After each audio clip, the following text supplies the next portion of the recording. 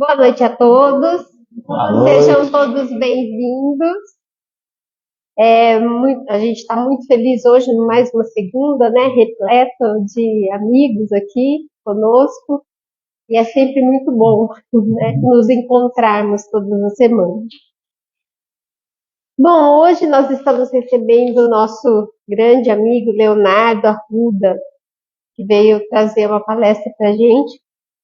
Segundo Deus ou segundo os homens? Grande reflexão, né? Vamos iniciando a noite de hoje com os corações agradecidos a Deus, nosso Pai, de infinita bondade e justiça, pela oportunidade de estarmos aqui hoje reunidos em busca de reflexões do Evangelho de Cristo, que tanto nos ilumina, nos dirige, que possamos nesta noite, junto com a espiritualidade amiga que nos assiste, reforçar a nossa fé, a nossa esperança em dias melhores, e que possamos, na compreensão das palavras do nosso amigo, fortalecermos a nossa vinda ao planeta, buscando a melhor direção, que é a luz do Evangelho de Jesus. Estejamos todos em sintonia com o bem maior e com os corações abertos para o amor de Jesus. Que assim seja. Assim seja. Léo?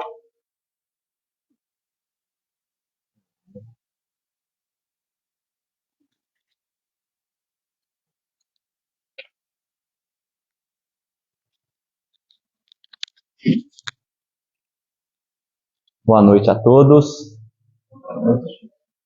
Sempre uma alegria estar aqui com vocês. Nós que fazemos um certo tempinho que não conseguia vir, né? Mas aqui é uma casa que a gente tem um carinho muito grande. A gente tem bastante amigos por aqui. Então, falar do Evangelho, falar de doutrina espírita, nesse clima, nos traz um preenchimento ao coração. Então, muita alegria que nós nos colocamos hoje a refletir juntos aqui, nesse tema que, para mim, é muito caro. E espero que as reflexões também cheguem com bastante alegria ao coração de cada um que aqui se encontra. Pensarmos em Deus e pensarmos no homem, às vezes nos parece algo um pouquinho distante apenas. Quando nós nos colocamos a caminhar no mundo, muitas vezes, nós vamos imaginando estar de fato seguindo tudo aquilo que Deus esperaria de cada um de nós. Como André colocou na própria prece, nós buscamos direcionamentos, nós chegamos à própria doutrina e aí nós achamos que falta um degrauzinho só para que nós pudéssemos nos ajustar e de fato chegar àquela perfeição que Deus espera de cada um de nós. Que a doutrina espírita é alegria, consolo, iluminação na nossa vida, isso é inevitável de nós percebermos. Mas compreender se muito falta a progredir, é compreender também o quanto nos falta caminhar numa direção correta. Porque olhamos para o mundo, e o mundo parece-nos um tanto quanto bagunçado.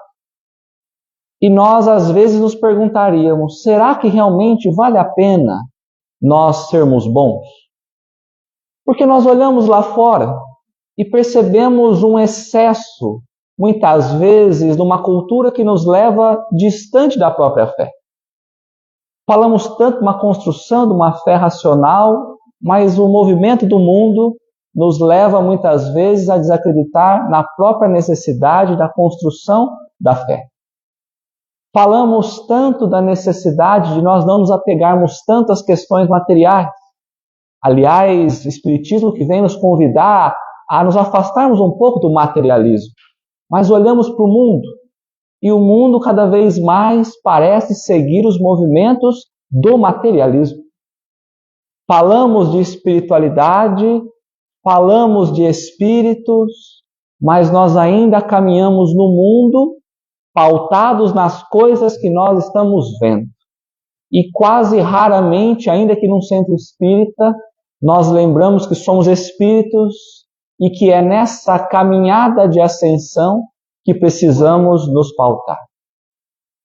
Olhamos para todos os lados e há um grande estímulo, o próprio consumo de drogas, a própria questão da sexualidade, e parece-nos que o mundo vai avançando por caminhos que nós desacreditamos. E todas as vezes que nós vamos estudar ou as passagens de Jesus, ou os próprios ensinamentos que Kardec nos trouxe, codificado dos espíritos superiores, nós falamos assim: para entender as mensagens de Jesus, é preciso que nós retornemos ao tempo de Jesus. Porque as lições que ele trouxera era para o povo daquela época, 2000 anos atrás. Quando vamos ler as obras de Allan Kardec, nós falamos, é preciso que nós voltemos ao tempo de Kardec na França, há 100 e tantos anos para trás, e entender a mensagem para aquela época.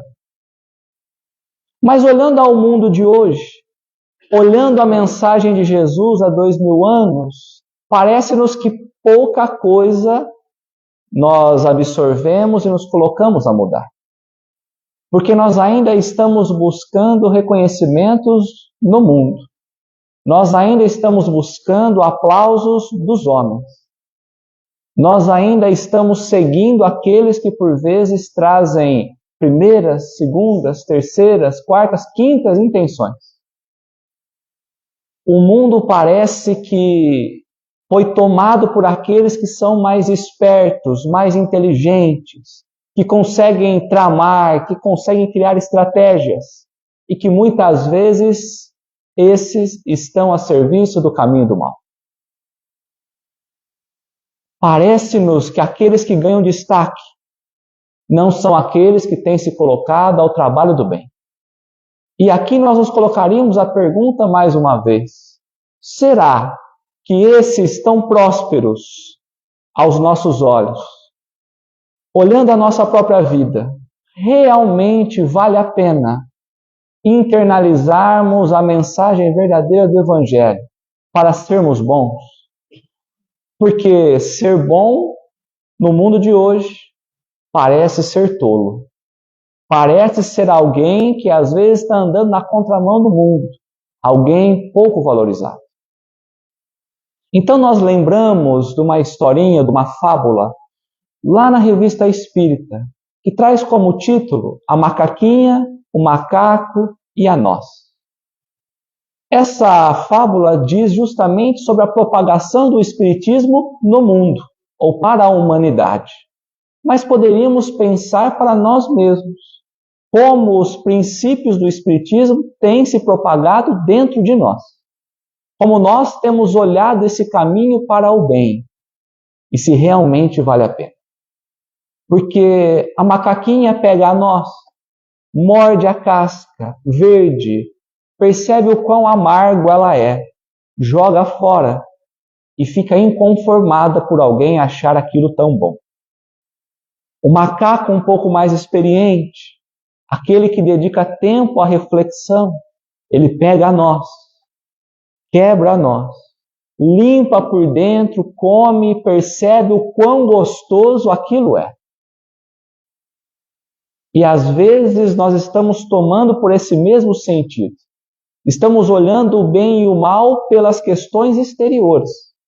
E não estamos permitindo o trabalho de quebrar a noz do Evangelho e de poder nos alimentar daquele alimento profundo que vai, de fato, nos trazer um verdadeiro gosto. Não o gosto do mundo, mas os gostos celestes. Por vezes estamos ainda olhando para as dificuldades de caminhar no bem, pensando o quão amargo a vida é. Porque muitas vezes temos que abrir mãos de muitas coisas, de muitos prazeres, de muitos amores, de muitas tentações. e a vida nos parece se tornar muito amarga, porque nós ainda não entendemos a necessidade de nos aprofundarmos verdadeiramente naquilo que Jesus tem nos convidado. Nós ainda não percebemos que somos parte de um projeto muito maior e temos caminhado como projetos individuais, buscando cada vez mais apenas alimentar aquilo que nos traz a própria satisfação. Por isso, quando nós olhamos na questão 361 do Livro dos Espíritos, Allan Kardec vai perguntar aos espíritos qual seria a origem da moral, boa ou má, dos homens. A moral que nós trazemos, sendo boa ou má, qual é a origem?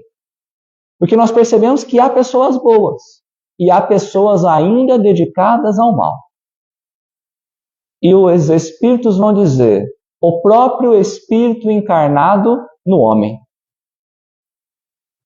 A origem da moral nossa, nós somos bons por tendência ou maus, porque é o nosso próprio espírito que está se manifestando pelo corpo físico. A dizer que a doutrina espírita nos fala de imortalidade da alma. Estamos nós vivendo diversas experiências e esquecemos que para nos transformarmos em seres do bem, é preciso que nós nos transformemos. Esperamos que às vezes por um toque de mágica, deixemos as nossas tendências e busquemos de uma hora para outra ser seres iluminados. Mas Kardec vai perguntar, na questão A, mas poderíamos então dizer que aqueles que são bons são encarnações de espíritos bons e aqueles que são viciosos são encarnações de espíritos maus? E os espíritos vão dizer a Kardec que poderíamos dizer que sim, que realmente aqueles que fazem o bem são encarnação dos espíritos bons. Mas aqueles viciosos são, na verdade, seres ainda imperfeitos. Porque se nós imaginássemos encarnação de espíritos maus, teríamos que aceitar que Deus tem produzido o mal e que nós, ainda na nossa essência da produção má, nós não deixaríamos nunca de ser maus. Nos dá uma certa esperança a dizer que nas nossas imperfeições, buscando a correção, nós podemos mudar ou alterar a rota do nosso próprio espírito. Por isso que Kardec vai perguntar na questão 895, um pouquinho mais à frente, mas quais são os sinais mais destacados da imperfeição? Quais são os sinais que nos mostram de fato se somos imperfeitos ou não? E os espíritos vão dizer o interesse pessoal. Quanto mais apegados às questões materiais nós estivermos para alimentar as nossas tendências, mais nós estaremos fadados à própria imperfeição. Quer dizer que estamos nesse progresso, caminhando, avançando, desencarnando, reencarnando, mas nós ainda estamos nos movimentando no mundo com uma certa ilusão quanto ao projeto que Deus espera de nós. Nós ainda estamos nos movimentando aos olhos dos homens e esquecendo de fato um projeto em nome de Deus. Nós ainda estamos nos incomodado, às vezes, por entristecer alguém encarnado, por dizer a verdade. Mas não nos incomodamos por mentir para Deus todos os dias. É preciso que entendamos. A humanidade tem nos convidado a esse processo de transformação. Há 2000 anos, Jesus fazia esse mesmo convite à humanidade. A nós, seres reencarnantes desse mesmo tempo, vivendo ainda as mesmas tendências do passado. Se assim o é, se na vida temos nós caminhado nas imperfeições, ao desencarnarmos estamos chegando no plano espiritual com as mesmas imperfeições. Temos nós, então, desencarnado mal. E por desencarnar mal, somos chamados mais uma vez a reencarnar e tentar esse reajuste. Por isso é importante que nós busquemos a referência lá no livro Céu e Inferno de Allan Kardec, na segunda parte, onde ele traz diversas histórias de espíritos desencarnados, onde Kardec fazia evocação a fim de se instruir como eles se encontravam no plano espiritual, a fim de compreender como havia sido a passagem deles, como eles tinham vivido enquanto encarnados, decorrente agora da situação que eles se encontram. E Kardec ele vai analisar espíritos endurecidos, criminosos arrependidos, suicidas, sofredores, espíritos em condições medianas e espíritos felizes. Olhando por cima, eu me classifiquei ainda como sofredores. E aí eu pensei, eu não vou olhar muito sofredor, eu vou olhar um pouco acima, nos espíritos médios. Médio é na média, não é acima, médios. E há uma história nesse capítulo 3, que é uma história que desde sempre me chamou muita atenção. E é daí que nós trazemos o próprio título da fala. O homem honesto segundo Deus ou o homem honesto segundo os homens. O espírito a ser evocado é o espírito de Joseph Brett, que desencarnou em 1840 e 22 anos depois, 1862, a sua neta, junto com Kardec, vai fazer a evocação.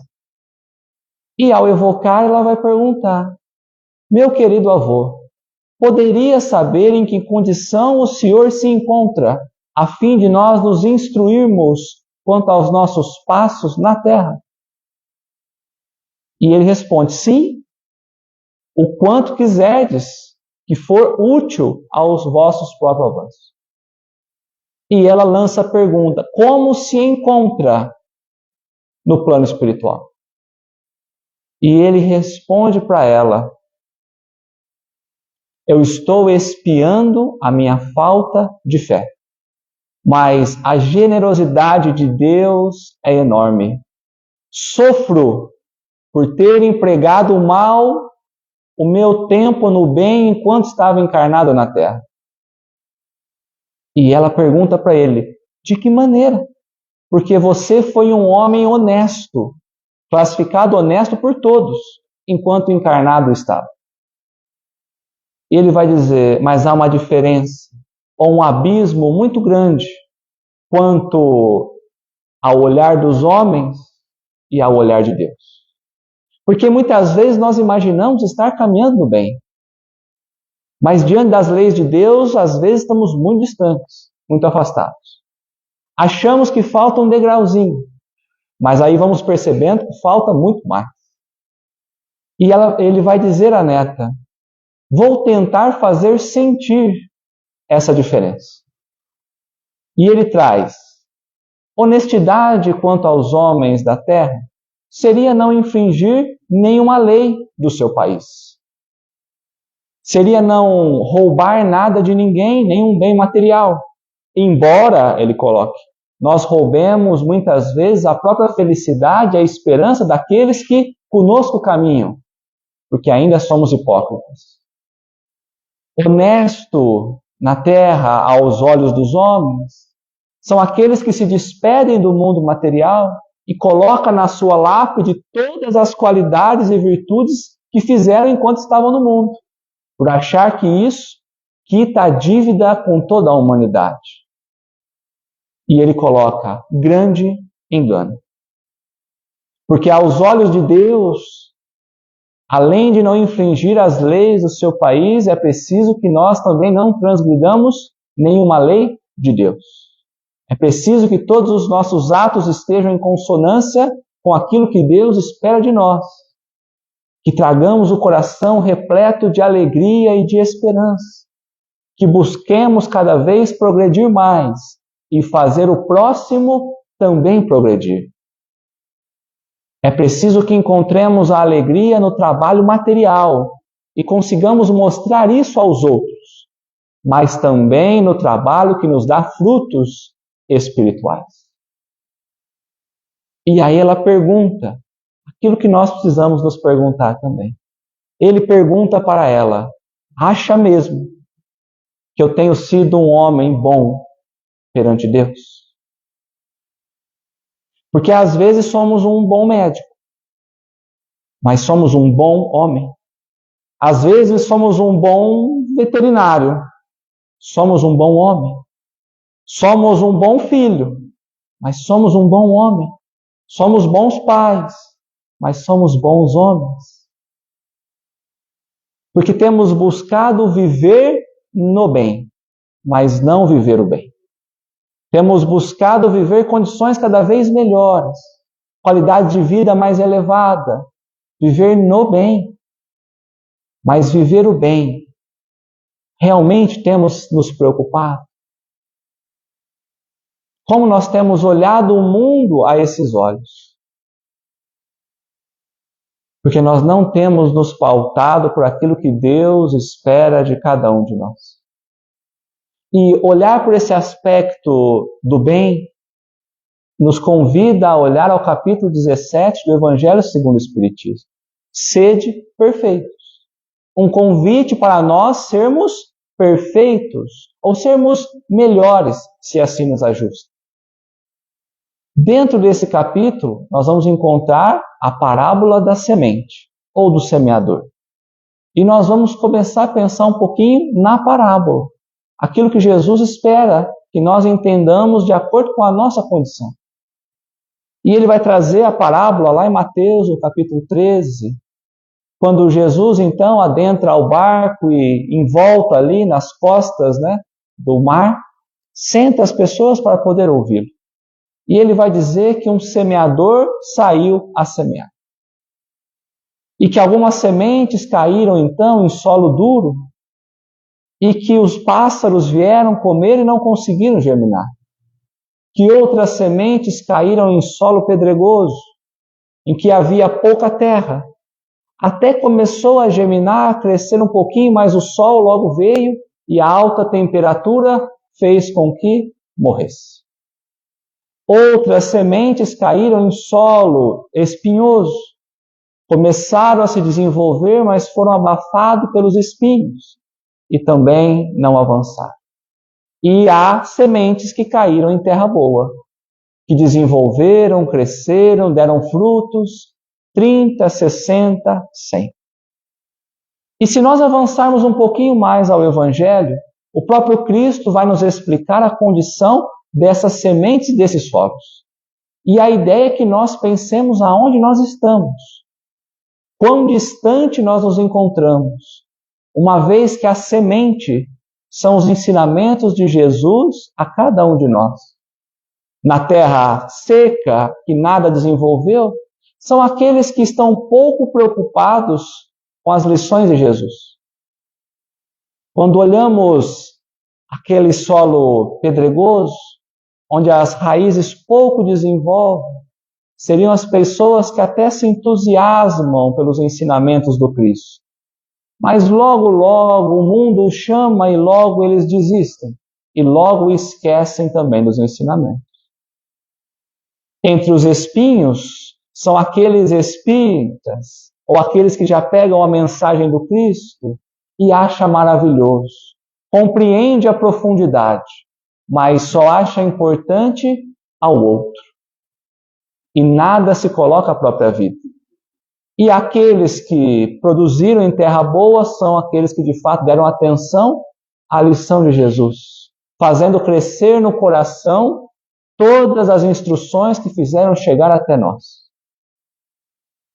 Mas Allan Kardec vai um pouquinho mais à frente, nos explicando como nós espíritas nos encontramos nesse quadro colocado para cada um de nós. A dizer que aqueles que nada desenvolveram no coração são os espíritas que buscam a doutrina apenas pelo olhar material, seja pelos fenômenos ou seja pela vida material. Esses nada de bom vão desenvolver no próprio campo do coração.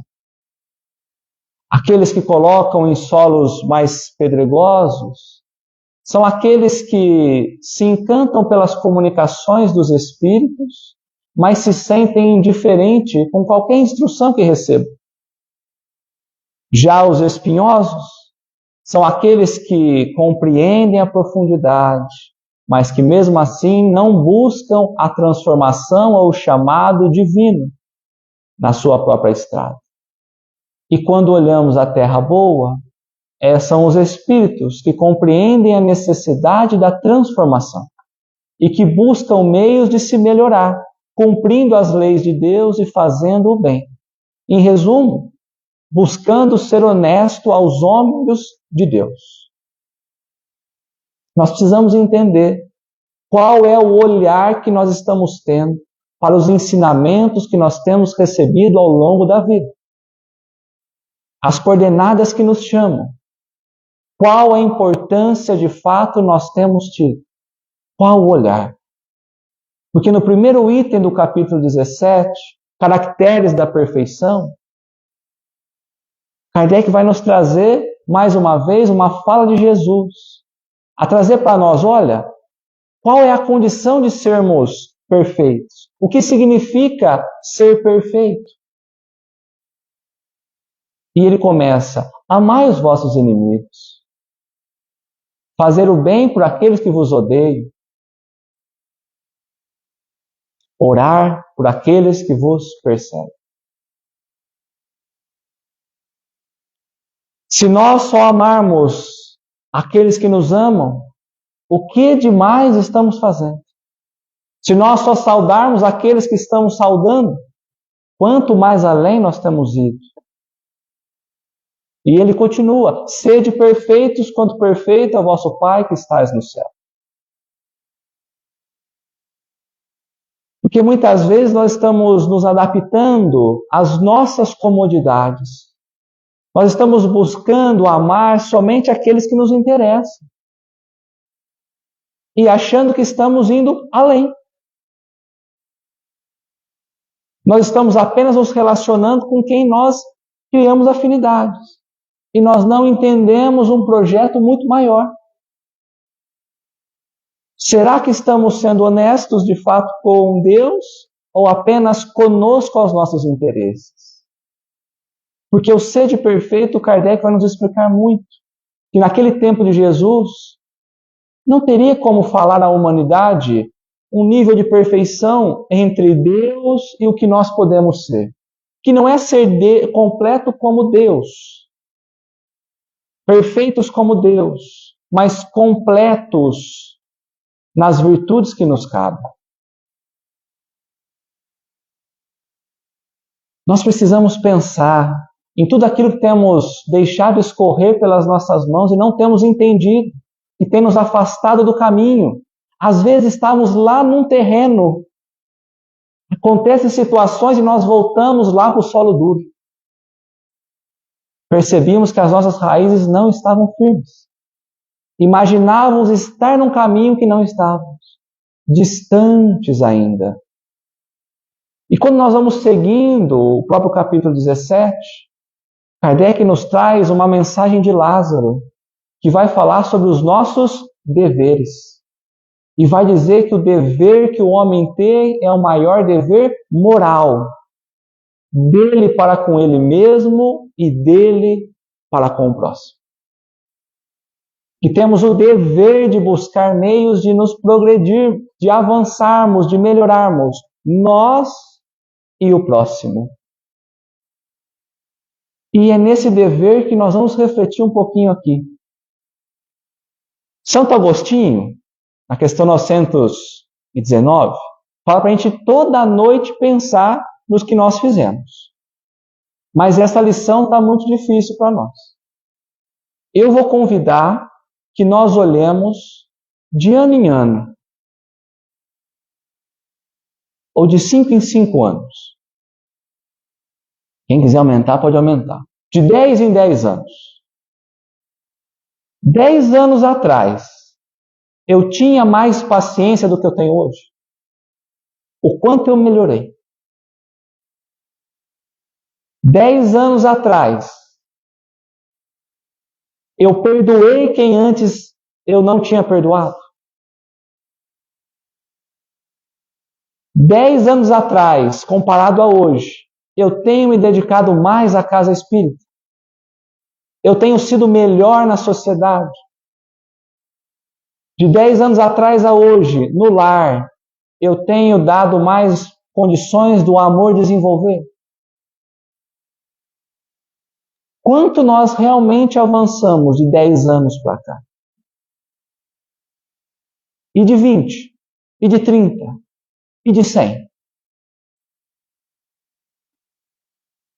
Porque nós não estamos focados no projeto que somos nós.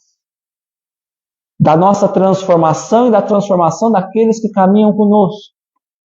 Por isso que por qualquer besteira, nós lançamos fora todo o projeto de vida e colocamos tudo a perder. Por interesse pessoal. Seja pela minha razão, seja pelo meu status, seja por que for. Interesse pessoal. Quando nós adentramos a um item que vai nos falar sobre as virtudes, vai nos convidar, quem nos chama lá é François Nicolas Madeleine, e vai nos convidar a olhar que a virtude mais completa, que reúne todas as outras, é realmente a virtude que nos importa, que é o amor. Mas o entendimento dessa virtude não apenas compreendido, mas aplicado, praticado. Porque nós cansamos de saber o que é amor, mas nós ainda não entendemos como praticar.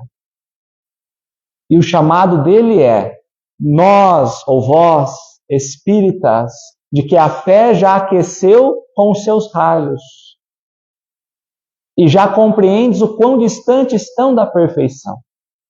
Porque hoje nós sabemos que aquilo que Deus espera de nós não está em um degrauzinho, mas está muito longe. Por isso não podemos nos distrair com besteiras. E se há algo a reparar, que busquemos reparar hoje, o quanto antes. Vós que a fé já aqueceu os corações e já perceberam o quão distantes estão. Buscai fazer as virtudes, porque as virtudes são presentes ou bênçãos de Deus para a nossa vida. Mas buscai fazer pouca virtude com modéstia, com verdade, do que muita com falta de humildade. Porque é pelo orgulho que a humanidade tem se desviado. É por orgulho que muitas vezes nós vamos nos colocando em caminhos muito diferentes. E é pela humildade que um dia a humanidade há de se redimir. A dizer para nós que quanto mais amor nós colocarmos nas nossas relações, mais nós estamos nos classificando como espíritos elevados. E quanto mais nós vivemos pelo orgulho, mais nós estamos colocando distante daquilo que Deus espera de nós. Por isso, quando nós vamos em um livro chamado O Essencial, de Emmanuel, capítulo 13, o título, As Três Opções. Porque na questão 918, Kardec vai perguntar aos espíritos como poderia compreender realmente o espírito que está avançando espiritualmente. Porque muitas vezes a gente acha e não está. E os espíritos vão dizer, repetindo o que nós já falamos, aquele que está evoluindo espiritualmente é aquele que tem cumprido realmente toda a lei de Deus em seus atos, mas que antecipadamente tem reconhecido a vida espiritual. Porque é muito fácil nós desencarnarmos e dizermos, realmente é a vida espiritual. Mas reconhecer que o espírito tem progredido é ele viver compreendendo que, pela imortalidade da alma, a morte no túmulo não desfaz nada. Por isso, quando voltamos a esse capítulo, há ali um aprendiz que vai perguntar ao seu mestre: qual seria a lei que engloba todas as outras leis divinas? E o mestre vai dizer que é a lei do bem. O aprendiz vai dizer, mas por lei quer dizer que eu sou obrigado a cumprir. Todos nós somos obrigados a cumprir. E aonde estaria o livre-arbítrio? Porque muitas vezes nós falamos, mas tá bom, tenho que melhorar, tenho que perdoar, tenho que... Mas e se eu não quiser? Eu tenho livre-arbítrio, eu posso escolher. E o mestre vai dizer ao aprendiz, realmente o livre-arbítrio está disponível para todos os seres. Só que às vezes nós não percebemos de que o livre-arbítrio só nos dá 3 opções. Imaginamos nós numa estrada. Eu posso continuar a estrada do bem, eu posso parar e não seguir na estrada do bem, ou eu posso me desviar da estrada do bem. Então nós estamos vivendo e esquecendo que o livre-arbítrio nos traz 3 condições. E o aprendiz fica assustado. Porque a gente acha livre-arbítrio, eu faço quantas escolhas eu quiser. Mas ele vai dizer, e poderia me explicar melhor o que cada opção dessa me resulta? E o mestre vai dizer para ele, aquele que está seguindo a estrada, ainda que às vezes cometa erros, que caia no buraco, que erre o caminho, logo ele corrige e está avançando, está melhorando, está progredindo, está tentando. Aquele que parou e não quer seguir é alguém que perdeu o ritmo. E se nós paramos um carro na estrada, até voltarmos no ritmo, nós perdemos muito tempo. Vai demorar tempo para que ele possa voltar a ter ritmo. Porque eu deixei de praticar o bem, eu vou ficar em casa mais tranquilo, sem me dedicar mais, parece que vai dando uma preguiça. Parece que eu não vou querendo fazer tal coisa. Parece que eu não quero mais vencer a dificuldade. Eu vou ficando estacionado. Mas pior é aquele que desvia do caminho. Que ao invés de fazer o bem, tem escolhido fazer o mal. Uma vez que o mal é apenas não cumprir a lei de Deus. Esse ganha diversos 100 anos nas encarnações. Demorará muito tempo para poder retornar à estrada. Para que um dia ele possa aceitar a transformação. Porque nós às vezes estamos saindo um pouquinho, não percebemos, e quanto mais o tempo passa, mais distante nós estamos. E mais distante nós estamos. Então às vezes escolhemos sair do caminho e nós nem percebemos. Por isso, quando voltamos na questão 918, Allan Kardec vai nos dizer que o verdadeiro homem de bem, aquele que faz o bem, é aquele que cumpre a lei de amor, justiça e de caridade na sua maior pureza. E aí nós vamos ter que entrar no item o homem de bem. Quando nós lemos o capítulo 17, o item homem de bem do Evangelho, às vezes nós lemos como se fosse parágrafos. Às vezes nós lemos se fosse um texto corrido. Mas ali Kardec está nos colocando as qualidades necessárias para nós sermos homens de bem. Para perceber se nós estamos no caminho ou não. Se nós estamos avançando ou parados. E eu vou ler o que Kardec trouxe para nós. E mentalmente nós temos que pensar que na frente do que eu for ler, tem 3 lacuninhas. Eu estou seguindo, eu estou fazendo. Eu estou parado, eu não estou fazendo. Ou eu estou no caminho contrário. Eu estou fazendo o inverso disso. Então vamos lá. O verdadeiro homem de bem é o que cumpre a lei de justiça, de amor, de caridade na sua maior pureza. Se interroga a consciência sobre os seus atos, a si mesmo perguntará. Então vamos às perguntas agora. Eu violei essa lei, a lei de amor, de justiça e de caridade? Eu pratiquei o mal? Eu fiz todo o bem que eu podia fazer? Eu desprezei alguma ocasião de ser útil? Alguém tem alguma coisa para se queixar de mim? Enfim, eu fiz tudo ao outro que gostaria que o outro fizesse a mim. Essa é a primeira página do teste, porque ele segue. Deposita fé em Deus, na sua bondade, justiça e sabedoria. Sabe que sem a permissão de Deus nada acontece? Se submete a todas as vontades de Deus.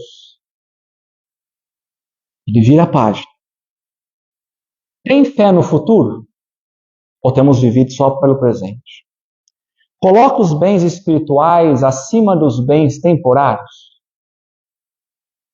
Sabe que todas as vicissitudes, as dores, todas as decepções são provas ou expiação que precisa o Espírito passar? Possui sentimento de caridade e amor ao próximo? Faz o bem pelo bem sem nada esperar? Retribui todo o mal com o bem? Defende os mais fracos sobre os mais fortes? Sacrifica o seu interesse pela justiça de Deus? Encontra satisfação nos benefícios que espalha? Encontra satisfação nos serviços que prestam? Encontra satisfação em tudo aquilo que faz ao outro? Encontra satisfação nas lágrimas que enxuga? Encontra satisfação na consolação que leva aos aflitos? Seu primeiro impulso é pensar mais no outro do que em si mesmo. Cuida dos interesses do outro antes de cuidar do seu próprio interesse. É bom, humano e benevolente para com todos. Não faz distinção de raça e vê todos como verdadeiros irmãos. Respeita todas as convicções sinceras do outro. Não condena o outro, porque o outro tem algum olhar diferente do nosso. Em todas as circunstâncias, tem como guia o amor.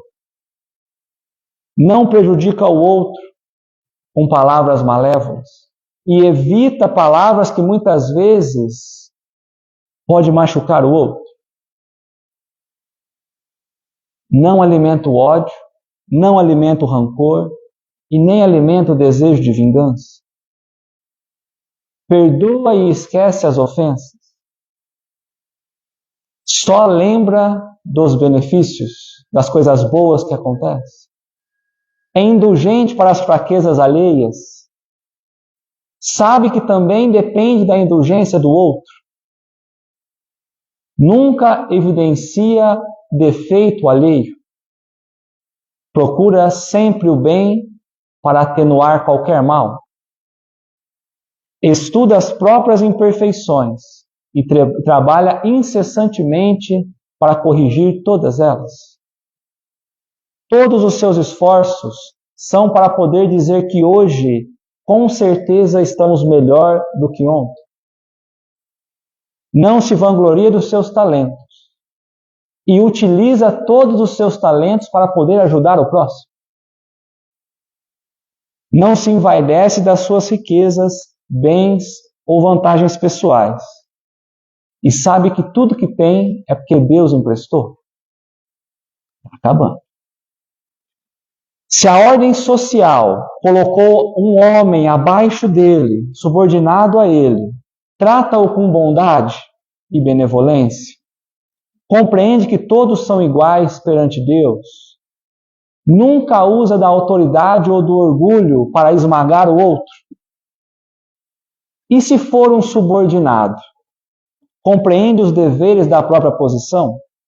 Se empenha sempre em melhor cumprir tudo aquilo que precisa? Finalmente, o homem de bem respeita todos os direitos dos semelhantes. Só que Kardec coloca, aqui não fica enumerado todas as qualidades necessárias para ser um homem de bem.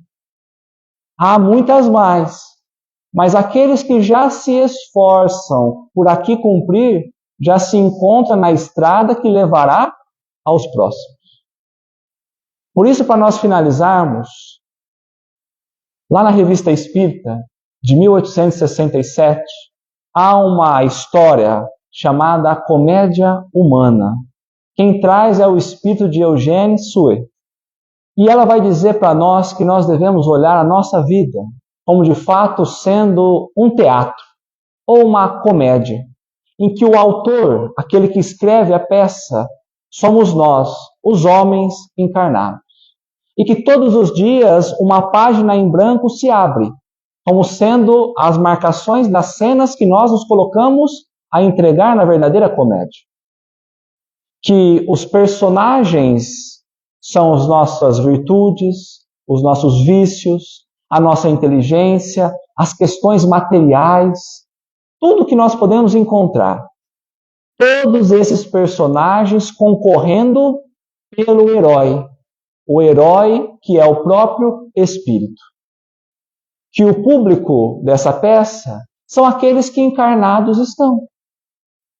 E os censores, aqueles que analisam se a peça foi boa ou não, são os espíritos que estão desencarnados.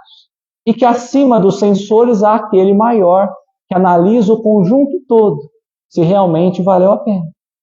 Mas ela vai dizer, esforcemos a nós mesmos para que a nossa peça possa ter muito mais aplausos do que vaias. Porque o dia que a cortina cair, que os olhos cerrar, aquele que tudo julga, para ver se realmente for bom, ele possa bater os olhos sobre as páginas da nossa história e realmente se interessar. E não apenas bater os olhos e compreender que trata-se de uma história que mais uma vez terminou pela metade. Por isso nós lembramos aquilo que Jesus nos trouxe. Sede perfeitos, como perfeito é o Pai que estás no céu. Muito obrigado.